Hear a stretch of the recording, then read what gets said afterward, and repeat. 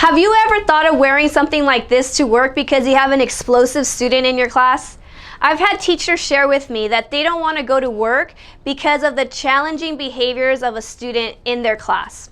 When they share this with me, I know that it means that the teacher has hit their breaking point and that the student is having a difficult time regulating their emotions and is probably being misunderstood. I'm going to share with you 4 keys to improving student behavior in your class.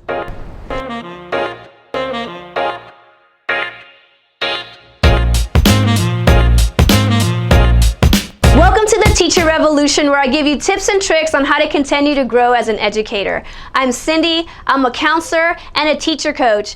And before I share with you the 4 keys to helping students with challenging behaviors, I want you to check out the link in the description for my mini course, Online Teaching Bootcamp, where I cover how to lesson plan, how to boost student engagement, how to check for understanding effectively, and how to differentiate.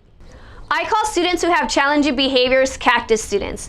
These students tend to be difficult to get close to because, let's just be honest here, they tend to be annoying. They annoy their peers and their teachers. Sometimes they are violent and can destroy your classroom. If you try to hug them, they can seem prickly and dry. If you try to build a relationship with them, it can seem like such a huge challenge. So who are these students and why do they have challenging behaviors? Many times it's due to neurological disorders or learning disabilities like ADHD, autism, anxiety, or oppositional defiance. It can also be due to trauma, abuse, low academic achievement, and unfortunately, some have a combination of all of these. I want to share a story about one of my students, Charlie. And unfortunately, I have a lot of stories similar to Charlie. See, Charlie and his older brother found their father dead from an overdose of heroin. So you can just imagine all the trauma that Charlie experienced in the classroom. See, some days Charlie would show up and he was okay, and something would just trigger him. He was so easily agitated. In the classroom, he would chase his peers around with scissors. He would yell out profanities. He would yell at the teacher. And a lot of times he would just bolt out of the classroom. In one instance, Charlie ran out of the room. He was agitated and upset, and he ran all the way to our jungle gym. By the way, Charlie is in kindergarten. He climbed to the tallest slide that we had. And while he's up there, he's yelling that he wants to jump because he wants to kill himself. So myself, our custodian, and our vice principal are trying to wrangle him in, try to keep him safe. We finally are able to get him down, and we put him in the vice principal's office. While we're in there, Charlie continues to be agitated and angry, and he's just throwing papers, he's screaming, he's telling me how much he hates me. And the whole time, my tone and my voice doesn't change. The whole time, I'm just telling him, I care for you. I know you're having a hard time. He tries throwing a chair at me. I was able to, block the chair and have him put it back down. And I kept on saying, listen to my voice. I'm not angry. I'm not upset with you. I'm ready to talk when you are. And I just kept on saying the same thing like a broken record. Eventually, he realized that he wasn't going to get under my skin, and he crawled under a desk and he started sobbing. So I crawled under a desk and I put my hand on his back and I just said, I know sometimes we just lose control. Sometimes we don't know why we're so angry. And he nodded his head and he turned to me and he said, I love you, Miss Rosa. And I'm crying and I asked him, is it okay if I give you a hug? And he did. And he did let me give him a hug. And so all of this happened outside of the classroom. But what do you do when this is happening inside your classroom? So what do you do as a teacher if you have a student who has trauma or has been abused or has a neurological disorder that causes them to disrupt your classroom? See, I don't ever want you to feel that you don't want to go to work because you have a challenging student on your roster. When I coach teachers about student behavior, I always start by telling them, you are not a counselor or a psychologist. You didn't go to school to learn about the human brain and how to work with these extreme behaviors. So if you're feeling completely lost on what to do, don't beat yourself up too much. You weren't trained to work with these type of students. But it's not all bad news. I have 4 strategies that you can implement to make things a little better. Number 1, learn to give consequences without emotion. It can be very difficult when you are heated and the student has gotten under your skin to give a consequence without emotion. But think about the students that we're talking about here. See, their fight or flight is on high alert. They're like springs. The more you push, the more they're going to push back. These students tend to just be ready to fight. So be at eye level when you talk to them. You don't want to look threatening, especially with the little ones. You want to get down on one knee, or you want to both of you be sitting at the same time while you talk. So you remember to keep your tone and your body language calm. You're the one in control of the situation. If your tone or voice goes up, so will the students.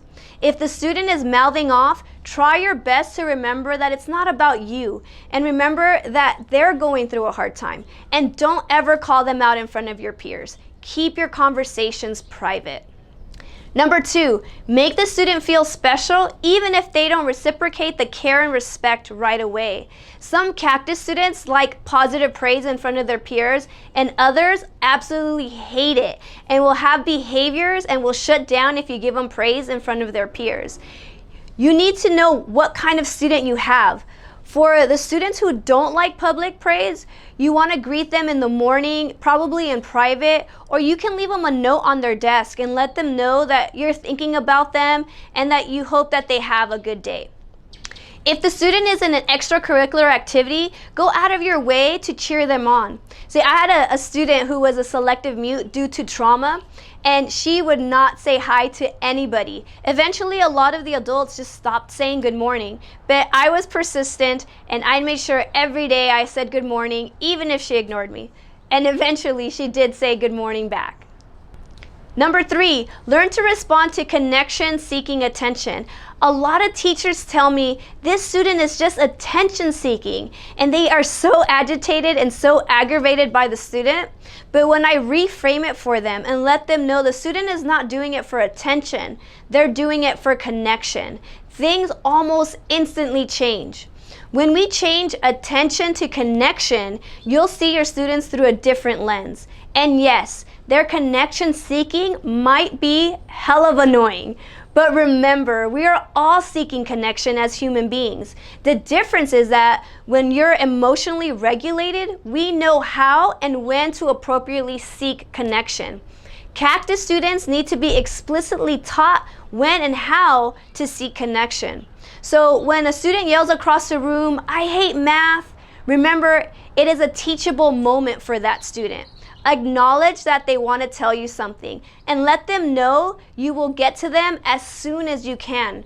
Remember, it's not about you. The student is having a difficult time. You can say something like, "Charlie, I can see that today you're having a hard day. How about you draw me a picture while you wait for me to get back to you?" It's okay if the student misses the assignment or the lesson, because you have a classroom full of students who need you to keep things calm and moving forward. And number 4, build a relationship with the student. This is easier said than done, especially if you wait until the student has pushed all your buttons. It's not going to feel genuine for you or the student if you're forcing the relationship. I have teachers that seek my help once they have already reached their breaking point. And when I tell them something like, why don't you go and play Uno with the student during lunch and just talk about the student's interests? They look at me like I'm totally crazy. They'll say something like, "There's no way I'm hanging out with that student. I can't believe what he did in class, and now I'm supposed to go and reward them." And now I totally understand why they would feel that way. And the thing is, what I'm asking you to do can feel totally counterintuitive. But think about who we're talking about. Who is that customer that's sitting inside your classroom? They are seeking and asking for connection. So give it to them. It will make your life so much easier when you have connected with the student and built a relationship. And some days these students will have really rough days, and you will probably have to send them out because you need to keep everybody else safe. But if you can keep them in your classroom, you'll be saving yourself so much grief and so much time. I have more information about these 4 strategies and 10 different ways to build relationships with students who have challenging behaviors at my website, cindyrosa.com. You can find the link in the description. To recap, learn to give consequences without emotion. Make the student feel special even if they don't reciprocate the care and respect right away. Learn to respond to connection-seeking attention. And number 4, build a relationship with the student. If you would like a free one-on-one session with me, check the description below for the link. If you have a cactus student in your class and have questions on how to support them, leave a comment below and I'll make sure to answer your question. I hope you found this information helpful, and if you did, hit that like button, and thank you for watching.